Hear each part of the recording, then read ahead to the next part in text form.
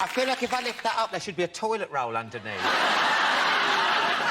I just thought I didn't have enough personality, so I might wear a big frock and then we can talk about that for the whole Yeah, let's just interview. do that. Yeah. What do you think? So what is up there? Nothing you'd be interested in.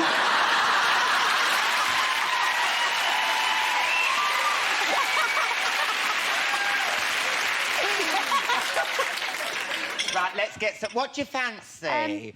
What is I've there? got red stag, I've got... What's that? Sake. Is that Oh, yeah, I'll sake? have some of that. Do you like sake? I love yes, it. sake. Yeah. I love it. Oh, really? Yeah, it's oh, my favourite drink. God. Because usually there's a load of shit in there and I can't even give it away. This is posh. Is it sake posh? Yeah, it's very posh. I have it every day, yeah. It's imported from Japan. Oh, here, Thank you. Well, don't have all of it then if it's expensive. I'm joking. I've got Paloma Faith on my show. You can have as much sake as you bloody want. Thank you. Yeah. I love your jacket. It's not... Well, Frank Skinner made out something about giving him hay fever. I love that. It's nice, isn't it? Tropical. Yeah. Do you know what? This is so weird. Last weekend, I got booked to do a stand-up routine at a corporate event in Oman. And guess who was doing the music? Paloma Faith. We were in Oman together for a mini break. Yeah, we were. No. When it hot, though, 40 degrees. It was baking. You woke up and I was like, oh, my God, what a lovely view. I can't actually breathe. It was like I had narcolepsy. Did you see how many times was I asleep? I was like... We did have all these plans of, like, hanging out and going out, but you were just like... I know, it was exhausting. You kept saying, we'll have a laugh, we'll have a laugh. I didn't get the opportunity. No, I went down on a sun lounger. I got my teeth caught between the slats. Did. And you're singing Only Love Can Hurt Like This, which you sang at the event. Yes. Now, is it true that Diane Warren wrote it? I mean, she's brilliant, isn't She's she? amazing. If you don't know who she is, then you've got to Google her because she's written songs for, like, Tony Braxton, Cher, Whitney Houston... Everyone. Massive. Celine Dion. I was like, do you want me to tell you the story? That's what we do on chat shows. Well, is it boring? No, it's funny. I will tell you... But am I allowed to swear? Because she swears a lot. Oh, you can say fuck on this and everything. What about... Her favourite word was the C word. Oh, no, it's not like that. We're no. We're reclaiming it, girls. Let's go on a march. No, well, don't she... I won't use that word. Oh, I'll OK. just be... Say tuppence. Yeah. She called and she says, I've written this song to my management. They said to me, right, Diane Warren wants to meet you in LA. I was like, why does she want to meet me? How does she even know that I exist? Oh, anyway, shut up, turned up to the meeting and I was expecting this kind of person. I had to be on my best behaviour because she's like music royalty. And she's sitting there sort of like, and she's like, let's just substitute the worst word in the English language for tuppence, as you suggested. And she says, hey, tuppence. She's like, I wrote a song for you. You're going to sing it? I was like, well, I don't really sing songs written by other people, so probably not. I usually write my own. She's like, nobody says no to me. I'm Diane Warren. Do you know what I wrote? I've been this. This is what she's like. She's absolutely like my favourite person now. So I left it and I was like, it's really nice to meet you. Like, I'm honoured, you've written some amazing songs. Off I went. About 9 months passed. It's Boxing Day last Christmas. I get a phone call. Hey, tuppence. On Boxing Day. It's Diane. Have you thought about that song yet? I'm like, no, I haven't even heard the song. When am I going to agree to sing something? I'm like, she goes, OK, I'm going to play it to you. She's not pitch perfect. No. Slightly. Well, she can't even talk in tune by the sound of it. She plays it over the phone to me and she's singing it. Only love can hurt like this. Honestly, I melted. I know it doesn't sound that great with that voice, but I honestly thought to myself, you can call me what you want, babe. This is the best song I've ever heard. It's a beautiful song, So, as a thank you to her, I've bought her a necklace with her favourite word written on it.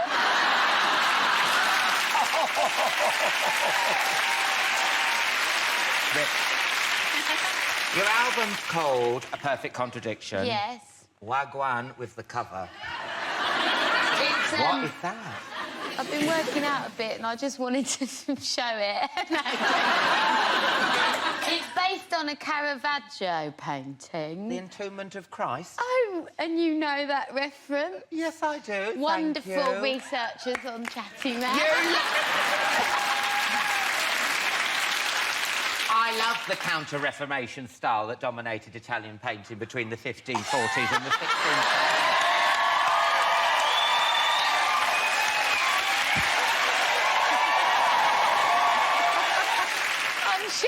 Yes, that's the only C word I use, Caravaggio. That is. Yes, so... Oh, look, so that's what you looked at that and you went, that'd make a great album cover. Yeah, I thought that's what I want. I mean, everyone's saying you're going to break America with this album. How much of a toss do you give about breaking it? About breaking America? Because some people don't give a shit, do they? Go, oh, I'm happy here in Europe and Oman. I don't know. I'm glad to hear it, if put it that way. Yeah, if people think... But I'm really lucky because I feel like I'm homegrown and everyone here from album one's really supported me and that's why I'm sat here now, so I'll never, like, move out there. I'm a proper Londoner. Yeah. Now, things are going great at the moment, but your mum is still worried about your music career, Oh, yeah, isn't my she? mum's very concerned. Tell her what she said about if it all went tits up. Well, she said that if this album doesn't do as well, that I should rent a room out in my house and get a lodger. Well, that's how Elton met David Firth. But she also thinks I should do a PGCE and learn to be like a primary school teacher. No She's way. always like, you're so good with kids. Good backup. Ridiculous. Yeah, she still thinks that it's, like, too much. Yeah. Does your mum do that to you? My mum's always like, oh, she always worries it's all going to end and stuff. And Even then, though you've got 12 series. I know, and I rang up and I went, oh, Mum, I've won a BAFTA. She went, oh, don't do anything stupid. Says to me, she actually says when I come on these shows, oh, you and him together, it's gonna be a catastrophe. You'll get into trouble, you'll say something offensive, and then all my friends will call me up and tell me about it. I'm not watching.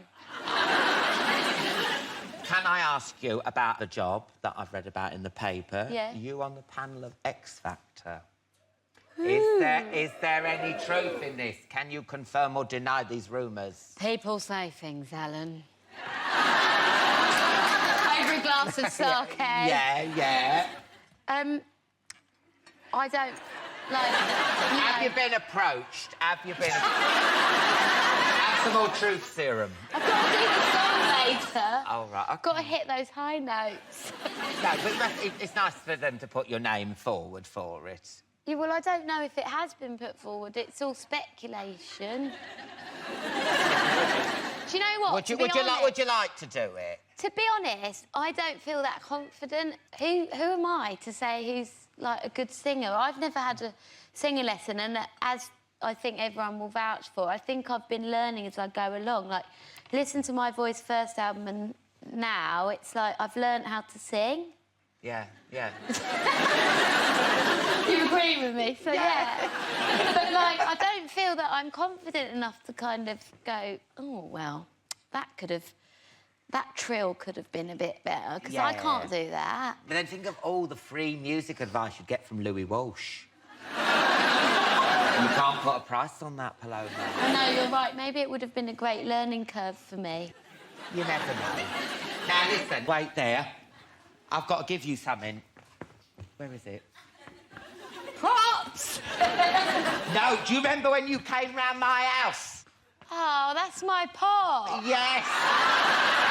Thanks. She made this lamb dish, yeah, and I was there. Do you remember with Adele? And you I gave them all food poisoning.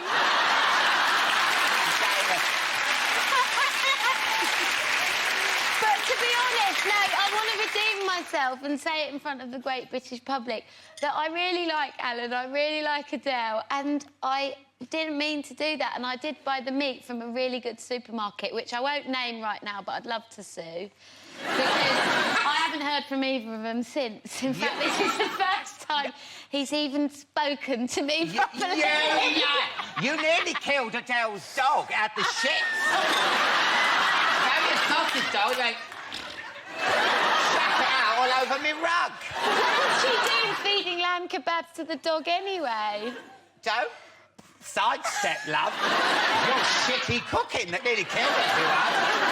I'm sorry. Anyway, well, I was going to say it was delicious. It wasn't. But you've got your pot back. Keep away from my kitchen. Okay? Right, let me get you a drink. What do you want, my love? You can have whatever you want. We've got Bailey's, because it's quite Christmassy. I was sick once on Bailey's, so I can't drink it. Oh, a lot. It's when I was about 18 and I haven't drunk it since. Oh, really? I know. I'm like that with White Lightning. I could never what's the pink thing at the back? Pink thing at the back. Yeah. Oh, you... Look at you, classy bird. Do you like Aftershock? Do I? Yes. It's natural juices. Lovely. Perfect. Oh, my God, what is that? Can you read that? What? Rum. Do you want a bit of rum? OK. Let's have some rum. I probably shouldn't even sniff that. Go on. Yeah, go on and have a little that. bit. Yeah, have some rum. Wait, there you go. I don't know how much to do, rum. I've no idea, but aren't you meant to have it with something? Oh, no. Double-dip recession, love. We can't afford mixers. Lovely. It's delicious. Here, have a mince pie. Do you want a mince pie? No, I don't really. Oh. Sorry. I'm not mad for mince pies. I know you're meant to eat one and you get a lucky month or something, but I've only had one tiny, weeny, mini one so far. God, you don't have Baileys, you don't have mince pies. God, you're Ebenezer Scrooge. Sorry. Now, what's Christmas like at your house, then? Say, you wake up, do you open your presents first, or do you have a Bucks Fizz? What do you do? Tell me everything. I go to work. I'm doing Radio 2 on Christmas morning. Oh, my God. My choice, though, because the basic thing is if you work on Christmas morning, and I've always worked either Christmas Eve, Christmas morning or Boxing Day, just this year I'm doing Christmas Day and Boxing Day, you don't have to do Christmas lunch. So I've only once in my life ever actually cooked Christmas lunch. I think that's a result. That is good. I never thought of that. Clever. I see. And the other bonus is I'll do Radio 2 Christmas morning because I think it's good to do it live and, you know, then you can really talk to people. But Angelina Jolie is my guest on that show. I know. I mean, she's not on live. I've already met her and recorded it. Yeah, yeah. Oh, that's me and Angie. Oh, my God. Yes. Oh, my God. What was she like? Tell me everything. She was lovely. I put my arm around her back and I thought I mustn't touch her because she might break. So my arm is actually about 2 inches away from her back. And I know she didn't touch me either, because I think maybe she thought it was a thing. I mustn't touch her. Yeah, but she was lovely. I mean, really? oh, yeah, she was. I think she's so beautiful. She is beautiful. And was Brad there? Oh, no, he wasn't. He was at mine. That's right. Who knew he talked in his sleep? Who knew that? What a snorer. I was like, shut up, you. I didn't really ask her about Brad. I probably should have done. No, but did you bond? Did you get a number? Is she come, you know... She wrote something down, I said to her. Oh, tell me what? Yeah, it wasn't my number, though. Oh. So I didn't give it to her, because I was playing hard to get. Oh. If she wants me, she'll come back. She was. It's half rice, half chips, you know that. What? Bisexual. Is she? Half rice, half chips. I did not know that. Yeah, that's the technical term. Is it? I'm a qualified doctor. Okay. It is half rice, half chips. But no mashed potatoes. No mash. No, OK. Now, we've got to talk about your new book, Walking Home. Yeah. It's the book version of your radio show, isn't it? Sort of. Well, it's lots of other stories as well, because obviously the first book, which was called My Animals and Other Family, it worked very well, seemingly, to totally send up my family and be very rude about them. So I've done that again, much to their delight. And yeah, it is about my love of walking and the people I've met and the places I've been, and my lovely dog Archie, who doesn't he look stunning? He is a natural cover star. Even though it's about walking, your show is one of the most erotic. Was it? They said it was the most erotic show on Radio. I had a letter from a gentleman whose name I changed in the book, partly because I couldn't remember what his name was, so I hope it's not his name that I've ended up using. But he wrote me a letter. I did a programme where it started to rain and we just got going with the interview, and the woman I was interviewing was finally actually really opening up and talking about things in her life. So I couldn't stop as it started raining and said, could I just put my waterproofs on? So by the time we actually stopped, I was drenched. So Lucy, who's my producer, kept recording, so she's got the microphone on a boom, while I changed and stripped my trousers off and put my waterproofs on. But I kind of did a joke commentary of it, and my commentary went in the programme. So this guy gets in touch, writes to me and says, "Dear Miss Balding, I must congratulate you on the most erotic radio I have ever. If you should ever seek or desire an alternative career, I am sure it will be open to you." Because I commentated on peeling off my trousers. I'm taking off my trousers. Yeah. How was you saying it, though? Was you saying it like that? Oops. No. I mean, that's a big difference, isn't it? I didn't intend it to be... Well, I didn't intend it to be broadcast, but I certainly didn't intend it to be erotic radio, particularly. But he liked it, floated his boat, it's fine. In the book, which I couldn't believe, you actually walk backwards as well, and you rave about this. Well... when I was filming in China for Operation Wild, and I was filming with pandas, and I got to hold baby pandas, so my life is complete, thank you. Wow. And we got up really early, sort of 4:30, 5 o'clock in the morning, come out of the hotel, and there are all these people walking backwards up the hill, up to where our hotel was. I'm like, what are they doing? And in China, walking backwards is a really big deal. So I looked it up and I read a bit around it, and essentially it exercises, obviously, all of your muscles, but all your senses are engaged as well because you're trying not to fall over. So it's really, really good for you. And the Chinese believe... I think there's a bit of an element as well, as they might believe that it's slightly turning the clock backwards and that you can help yourself get younger, so I'll try anything. So I start walking backwards at home. Alice gets really cross. So we're walking together with Archie, and I can get away with it if he's behind us, because obviously I'm looking out for him. So we're doing this big loop down by the river, and I'm walking backwards, and she says to me, "Stop it." I said, "What? You're walking backwards, you're doing that thing." I said, "I'm not, I'm looking for Archie." "You are walking backwards." It looks very weird. Yeah. I said, "I don't care. I'm going to be individual. I'm going to walk backwards." No, because... Not all the time. No, just that's just weird, and you could end up sectioned or something, Yeah. do you know what I mean? I do see people looking at me a little strangely. It sounds like a Channel 4 documentary, Yeah. you know those ones? The woman who couldn't walk forward. Claire is walking backwards. There's something wrong with her. You see, I gave up running, yeah, because I want to lose weight. So you gave up running? No, because I mean... Hear me out, love. Sorry. I've got Mincer's hip. You know, I've got Mincer's hip with years of mincing has ground down my hip. Really? Genuinely has, and I'm going to personally slap each and every one of this audience. So I can't run anymore. So I started walking, because I heard it was the best form of exercise. You've lost loads of weight. Why haven't I lost any weight? I'm walking. I'm walking. But you look great, and you shouldn't define yourself necessarily by your body shape.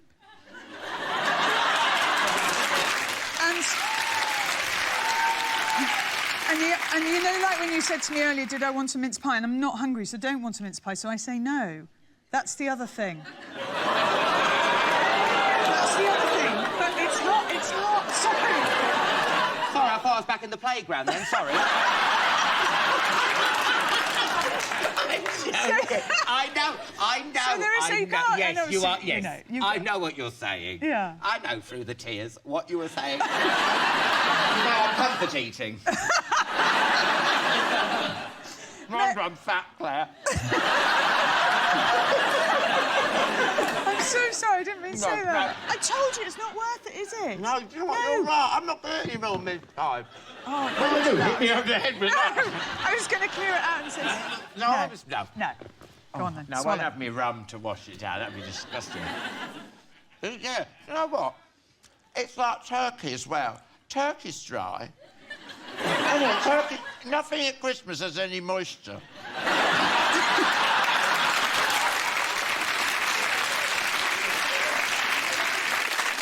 Sorry about that, but I thought mince pies had a bit more juice to it, you know. Oh, what can I get you to drink, love? Well, I'm off the alcohol. Oh, Boris! Go fuck yourself. I think that's the appropriate response, don't you? I won't lie, but we've got those drink responsibly adverts in between. We can't start going, have a drink. Force it on Have people. some white ace. Wow, what is that even? Do you know what? Taylor Swift was on the show. She was necking that. She loved Was it. it? Wow. It's like, oh, my God, or a thumb. Blah, blah, blah, blah, You need blah. about 4 of these, and Ed Sheeran looks sexy. Yeah. That's what Don't fuck yourself. I think I found a catchphrase. Brucey will be furious he didn't think of that one. Go fuck yourself. Go fuck yourself. Okay, all right, do you want like a Tizer? So you're on a diet. I don't want yeah. a Tizer either. What's wrong with you? You're like a feeder. You're trying to get me plump again. I'm trying to keep my weight off. I've lost some weight. I'm on a diet. I'm off the sugars and I'm off the carbohydrates. Oh, bollocks. Have a water. I'd love a water, thank you. Oh, there you go. Well, Is that what you got there? I'll have a Tizer, soddish. So you have lost weight, though. Yes, so tell me, what is it doable? Because none of this, like... It's easy. It's easy. Well, my wife found this diet because she wanted to lose some weight, but she wanted to keep eating. What have you done? I've got Tizer up me crutch. I do. I do have that effect on the boys, don't I? Don't do that, or what, your teeth? Oh, I suppose it's not really a problem, is it?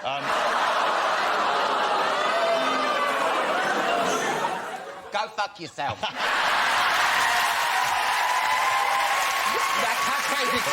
No. Now, I've got to say thanks for coming down tonight, because this show's a stand-up to cancer special. Of course, yep. And you've been on every one of these we've done. Thank you so much for the support. I didn't realise I'd done every one. It's a thrill for me to be invited on your show anyway. You know that. I love your show. Oh. But, of course, who doesn't want to stand up to cancer? It's a wonderful thing they do at Channel 4. Yeah. I tell you what, why don't we, next time, do Celebrity Gogglebox together? I would love that. Wouldn't that be good? I would love that. You're up for it, wicked. Let's do that for sure, because we genuinely are friends, aren't we? Yeah. You paused for a second then before No, we are friends. There was a pause, though, wasn't there? Like, you thought, what's the polite thing to say? No. We are friends. But the thing is, what people don't realise with us, if we went on Gogglebox, they think we'd be like those two young, gay hairdressers together, wouldn't you? But actually, now, you know ones are orange, you know those? We're quite intellectual. We'll be like those two older men who sit behind that painting of the massive tits. It's also... Yes, I like that. Yes. Wonderful. You know, Socrates likes to play football. But that's the worst picture of breasts I've seen in my life. I know! Where did they get that from? Why did they moved in and it was just there? They just never painted over it. It's fucking horrid. I know. I don't think we'd be like the posh... I think we'd be more like June and Leon. We'd be sitting there and I'd see someone, you go, oh, you like him, don't you? I go, yes, I do. That's us right there. You're more Leon, I'm more June, aren't I? That's a terrible thing. Well, did you ever see Don't you touch that hand. The funniest lie ever was, do you remember they seen that greyhound racing and he went, we went jogging once, Jude. She just went, yeah.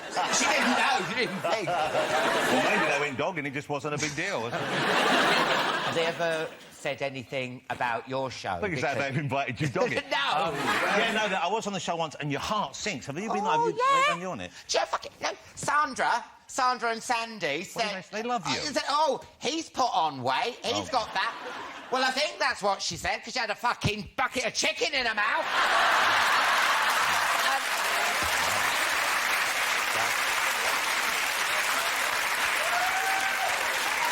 I don't want to hear that on a Friday night. I'm all geared up for Chatty Man coming on. I go, oh, then my show. I go, shit. Alan, you sit at home watching yourself on a Friday night.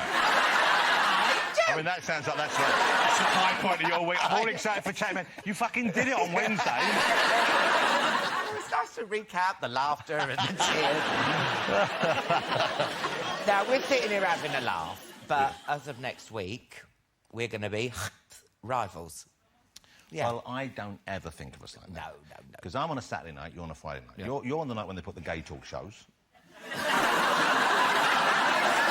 And I've been straight zoned. Yeah. Who have you got on? Come on, tell me. Make me jealous. We got a good line the first week. I'm looking forward to it. We have got Jessica Ennis-Hill, who I love. We have got Paul Whitehouse and Harry Enfield. We've got Tom Jones. Oh. And we've got Vin Diesel. Now, listen. Have you interviewed Vin before? I have interviewed Vin before. He's been on this show. I was so surprised. He's a lovely, isn't he? He is a bit lovely, because I remember asking once, I said to him, what kind of film would you really love to make? What films would you... And you expect it to be, I don't know, you know, kind of because he's known for the Fast and Furious and the big action movies. He went, I'd love to do Guys and Dolls. Yes. He wants to be in a musical. Yes. He's like, oh, wonderful. No, he's not that bad, but I mean... Oh, darling, Daddy knows best. But, you know, you're not what you expect. I was well surprised. I was. Now, you're also doing this special for the new Bond film. There's a Bond special. It's on next Saturday as well. So that's in the evening at 6:30 and the talk show's on at 10:15, because I love Bond. 20 years ago, I made a Bond special for ITV called In Search of James Bond, which was a big success and it was great fun. And I've interviewed all of the James Bonds over the years. I met everyone who's playing Bond on screen. And then they asked me if I'd go down and do something about Spectre. And I had a great time doing it because we got such great access. I mean, I interviewed Daniel, I interviewed the director Sam, I interviewed the new Bond girls. It was Alea Seydoux and it was Monica Bellucci, who told me she's a Bond woman, of course. Christoph Waltz, who's the villain in this one. He's the one from Django Unchained. Yeah, he's incredible. He's brilliant. He's incredible. And so you've seen the film? No, I've avoided seeing it. I've seen parts of it. I know what's going on in it, but I know where the big action scenes are. But you don't want to talk too much. You don't want to spoil it for people. No. There's a thing in Austria. Look out for that. And I don't think they've ever done that in a movie before. It looks incredible. It sounds really good. Yeah, it's going to be awesome. I mean, you're the daddy of chat, yeah. What advice would you give anyone starting out in this world of chat? I don't know if I'd give any advice, because, you know, we all feel our way. I think the people who survive, and I've been very lucky, I've just persevered in a long career, but I think the people who survive, they survive because they eventually become themselves, or a version of themselves on screen. You know what I mean? You kind of, you enjoy what you're doing, and it isn't like you're faking it too much. So I would say, you know, try and be yourself on it, enjoy it. But I suppose the other thing is try and remember the guest names. That's important. Oh, God, I had Chiwetel Ejiofor on. Oh, my God. That's not even how you pronounce it. No. Well, like holding Chewbacca, eat your face off. Oh, when he doesn't like... Because I met him once, I said, can I call you Chewie? He went, no. Who's maybe you messed up? Come on. I don't know if I messed up. I know I fell asleep when I was interviewing someone once. Fuck off. Because it was hot. It was hot. And I'd had a late night, and he was boring, and I was trying to be a DJ, and I was listening. And you know when you're on the tube or something, these people, and they sort of like... So I was doing this, I knew him fairly well, and he thought I was winding him up. He thought I was doing this a joke. He was going, oh, like that. No! And after he said that was funny, I went, what was funny? Shit! God. I've forgotten loads of people I've interviewed. Still, sometimes people go, oh, that time you had so-and-so, and you go, I said, never interviewed her. Never met her. They go, no, I've never interviewed her. They show me a picture, go, oh, yeah, I remember that. Yeah. Do you know what? Have you ever had a female on who's had no knickers on? I've had 2 people on, and I have seen their vajayjay. You wear knickers on a chat show. I know. And they were saying this anecdote. They were going, Alan, oh, my God, it was like... And I'm like... She must have thought I had a lazy eye, because I was like...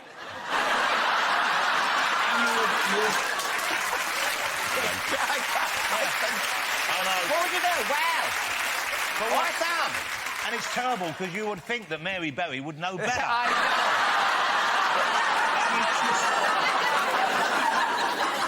Look at this lovely spread. You always put on a lovely spread, don't you? I do put on a lovely spread. I've had no complaints.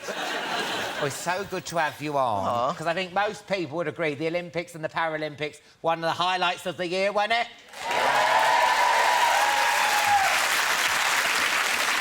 And you won a bronze in the 10-metre synchro competition. How many did you all win together this year? Yeah, the Team GB, I think it was... God, we beat it by, like, 20 medals from Team GB in 2012. So the whole team did, like, so incredibly well. I mean, you do train day in, day out for these big events. How frustrating was it not to follow up your bronze with a solo medal? Yeah, I think that was probably my lowest moment of all of my diving career, because if you put it into perspective, with 4 years, you get a chance every 4 years to go to the Olympic Games. I train 6 hours a day, 6 days a week, work every single second of the day to get that one moment. And you have to do 6 dives, and if you mess any single one of them up, then you're out, and that's it, and you're done, and you have to wait a whole another 4 years. So It is one of the most intense things standing on the end of that board, and obviously I was completely devastated after, in the prelim round, getting the Olympic record, winning, and yeah, because it was like, yeah, weren't it? It was like, woo, because you must have been so pumped. I was, and like I felt in the best space physically and mentally, and felt like it was my time to do it. And just I woke up and it was everything just never came together, and it was honestly one of the lowest moments in my diving career. But you know, looking back on it now, got Olympic bronze medal, and I've got another 4 years ahead of me now, where hopefully 4th time lucky I'll get that gold medal. Yeah. Oh, so you're going to Tokyo? Yeah, I'm going to go to Tokyo. You're going to Tokyo! Yeah. What happened in Rio must have been hard to handle. How good was it having Lance out there with you? Oh, it was so amazing to have my fiancée out there supporting me, because back in 2013, I had no idea if I was going to be carrying on diving after 2012. I was in a really, like, rough place with my diving. And then I met Lance, and Lance being as successful as he is in what he does, you know, it really pushed me to want to get back up there and, like, do it really well and get back up on the diving board and do the best that I could going into Rio. So, really, it's like I've got, like, Lance to thank for a lot of my diving career since 2012. Oh, how nice is that? And you're getting married. Yeah, that's lovely. And like me and my other half, you're getting married next year. Have you made any plans? We are getting married, and, like, we're still in the planning stage. It's a lot more difficult than... It is planning a wedding, because I say, do I wear my glasses inside the veil or outside? I know. Like, what do I do? I don't want to look stupid. I know. What are we going to do? What are we going to do? So it's one of those things that's really exciting, but I'm kind of more interested in like the food tasting and the cake tasting, all the different types of frosting and. Yeah, just food, really. Which brings us nicely to your book that you've got out. Yes. For anyone who overdoes it at Christmas, you brought out this new book called The Daley Plan. Yeah. What's it all about? So, if I'm not diving or if I'm not sleeping, I'm usually eating. Always been a massive fan of food. And not just that, and health and fitness and all that kind of... I started really with my YouTube channel at the beginning of this year and doing lots of health and fitness routines that people can do anywhere and, like, tips on what you can do to help improve your diet and things like that. And then the conversation of the book came up, and it's got all of my, like, favourite recipes in there. Because it's not like, you know, I read it, and, like, there's stuff in there that's like... Sweet treats. Yeah. Yeah. Because sometimes you get them and there's you know, when you look under the dessert section, you're like, oh, my God, I've been robbed. Who's ripped these pages out? I know. I have a sweet tooth. I have, like, a real sweet tooth, so... And I think it's How do you look like that and I look like this, then? I do quite a lot of exercise, but I don't eat a sweet treat very often. I think everything in moderation is good, because sometimes if you look at a book, it can be quite daunting if you see a boiled piece of chicken with a steamed piece of broccoli. Sick of that. No, you don't want that. Boring. Yeah, go away. So, like, having, like, sweet treats and things that you can actually... You want to eat it, and you can maintain it, and you can feel good while you're doing it. And there's, like, fitness routines that you can do at home that you don't need any equipment, and also lots of mindfulness techniques and things to be able to... There's, like, meditation bits in there, and there's, what's that butt burner and stuff like that. all that kind of stuff. Yeah, the squats and the lunges. So there's everything in there. Yeah. Like, the whole idea behind it was to try and help people become the best them that they can be. You can get a lot out of your day by just eating the right things, too. Oh, my dear fellow. I have long dreamt of this day. Oh, you're full of shit. Oh, seen through straight away. Oh, please, let me get you a drink. What do you fancy? I've got sours here, I've got aftershock, I've got woo-woo cocktail. Woo-woo? Yeah, do you want that? There's No, voddy, there's I voddy. don't want you to show me your woo-woo. I think let's stick to pure vodka. I'll tell you the interesting thing about vodka is that every language has a beautiful way of making a diminutive, a little, you know, like et. You know, you have a... and in English it used to be kin, you know. You'd have a tablekin, a little table, and shin in German, and elle and et in French and other languages. But in Russian, you tend to put a K in things. So I'd be Stevka. Little Steve. Oh, you'd be Alkin, or Alanka, or something like Alanka? Yeah. Where's this going? Where's this going? This is a long way to go to call me a wanker. I don't need to go any distance. The Russian for water is very similar to the English for water. It's voda. But little water is vodka. Oh, yeah. So it's just having a little water. Well, next time I'm getting levered, I will think of Yeah, a little water. There we are. Who'd have thought it? So if you haven't got a glass for me, I'll just do that. Oh, no, come on, please. There we are. Nice. Oh, please. Even people from Towie didn't do that, Steve. Please let me get you a bloody glass. Oh, you are nice, thank you. Oh, come on, please. Oh, So, all right, do you want any mixers with that? Because I've got... Soda would be lovely, yes. Oh, yes, of course. Do you know that's called a skinny bitch? I know this because I was on a flight from New Zealand when I finished doing The Hobbit, and the flight attendant knelt, and they're very camp for some reason on Qantas, and he went up and said, "So what would you like before takeoff?" And I said, "I'd vodka and soda." He said, "One skinny bitch coming right up." I've never heard of this. So I said to him, when he came back with it, I said, "Did you just say skinny bitch?" He said, "Well, that's what they call it on the catwalk, darling." He said, "You get your maximum alcoholic bang for your minimum calorific butt." And then a little bit later in the year, I was having dinner with the lovely Nigella Lawson, and I ordered one of these and said to the bar person, I said, "This is a skinny bitch." And she said, "Why is it called a skinny bitch?" So I explained it. Then I saw her a couple of weeks later, and she said, "Oh, dear, I made a complete fool of myself." I said, "What do you mean?" She said, "I went into a bar and asked for a skinny slut." Got the name wrong. That's great. Anyway, good health. Good health, Absolutely. good health. Yeah. We've got to talk about your new book, More Fool Me. It's the third instalment of your memoirs. I think someone's trying to give Katie Price a run for her money. If only I could... I dream of such a thing. But, yes, it is the third volume, and it seems extremely vain of me to think that my life is worth 3 volumes when there are plenty of serviceable one-volume biographies of Napoleon. Indeed, one's just been written. So how come... I don't know, is the answer, but this is a particular period of my life which I am certainly interested in, and others may be or may not be, which saw me kind of having achieved a certain amount of success, and therefore one would expect enjoying life to the full, and I somewhat overdid it. Oh, didn't I? I'd say. Yeah, yeah. No, People are very disappointed in me, and they're right to be, to learn that I had these drug years, and I wanted to put it into the book without boasting, without seeming proud of it. On the other hand, without it being just a constant hand-wringing I was a victim of this and that, because I don't think I was a victim. I think I was a fool. That's why the book is called More Fool Me.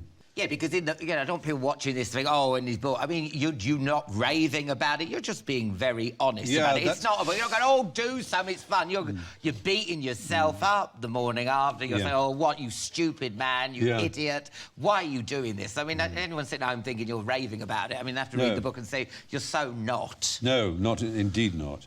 And I don't know, some people say, well, what would you say to young people to stop them taking drugs? And I don't know what the answer to that is. I do worry very much that politicians have absolutely no understanding whatsoever of the drug culture, to use the word that is often used. And it seems sad that every time they hire someone who's usually called a drug czar to look into the business of the drug problem in Britain, that drug czar says one thing and one thing alone, which is you have to decriminalise these drugs, because making them criminal does nothing but endanger people who use them, because it's cut with chemicals that can't be controlled. It's not licensed. There's no money coming into the government that could be used to help people who have drug addictions, in the same way that alcohol is licensed. And it may be that there's huge trouble with alcoholics, and there is, but it would be even worse, as we know from history, if it were prohibited, because America had prohibition.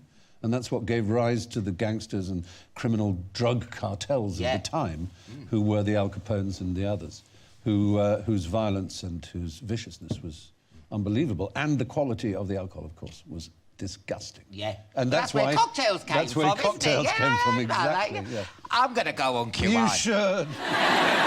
Yes, that's that rather embarrassing lesson over. I feel I ought to lighten the atmosphere by saying something amusing. No, but it's good to get that out. It's good to get that out, because it's interesting. But one thing, your social circle, my God, was, and probably is still, to die for. You knew everyone. Yes. Prince Charles and Princess Di coming round for tea. Well, yeah, that was a very extraordinary occurrence. I'd done something at the Palladium, I think it was, and Prince Charles was doing the line-up at the end, and he shook hands with me and said, "I understand you live in Norfolk." And I said, "Yes, I do live in Norfolk." He said, "Quite near Sandringham." I said, "Yes." He said, "Oh, we spend Christmas there." And I said, "Yes, indeed, sir." "Well, you must come and visit me." I said, not really thinking much about it. He said, "Absolutely." And I had a house full of guests that Christmas, and I was making one morning Eggs Benedict, which is the thing I pride myself on doing rather well. So there I am, carefully doing it when the phone rings, and I yelled, "Come on, someone answer that!" And they're all in bed. They're all, you know, basically doing whatever people do in bed in the morning. And so I have to, I go, oh, like that. And I pick the phone up, and it's, "Hello, it's Prince of Wales here." So, "Yes, sir, how can I help?" He said, "Well, I'll just take you up on your offer to come to tea." I said, "Oh, that'd be fine." And so I kind of appeared in the hallway of my house and yelled, "House meeting!" And everyone appeared. I said, "Prince of Wales is coming for tea in a couple of days." And they went, yeah, of course he is, fuck off. And I said, no, he really is, he really is. No one believed me. Until a green Range Rover appeared the next day with security people who looked around and sort of had a sniff in the corner and sort of checked everything. And then they believed it. And suddenly, Rowan Atkinson was hoovering the carpet, and everybody was tidying up. And then Rowan even went off to a garage and bought some fig rolls, which goodness knows how long they'd been there. But we had plenty of cakes, and we had tea, and we had toast, and we had honey, and we had all this kind of thing. And it was ridiculous how excited we were. And we peered out of the window and watched various headlights come by, and oh, they're not, no, that's not them, that's not them. Eventually, oh, they come into the house, there's headlights and 2 cars, security, I guess, in one, Prince of Wales in the other. The doorbell is rung, everybody's disappeared. I'm left entirely on my own. They've all got to hide behind curtains and things. And so I open the door, and it's, "Hello, I hope you don't mind, I brought my wife." And Princess Diana steps out of the shadows and does that thing that she did so extraordinary, which is look up from under her lashes. "Hello, Stephen." I said, "Oh, hello, ma'am." And in they pop. And it was really good. Hugh and his wife's eldest son, Charlie, was a toddler at the time, and he was wandering about, and he turned the television on at one point. And his mother shouted, "Charlie!" like that, and the Prince of Wales went, "Ooh." He'd never been addressed quite so violently in all his life. It was just astonishing. And she, of course, seduced everyone in the room.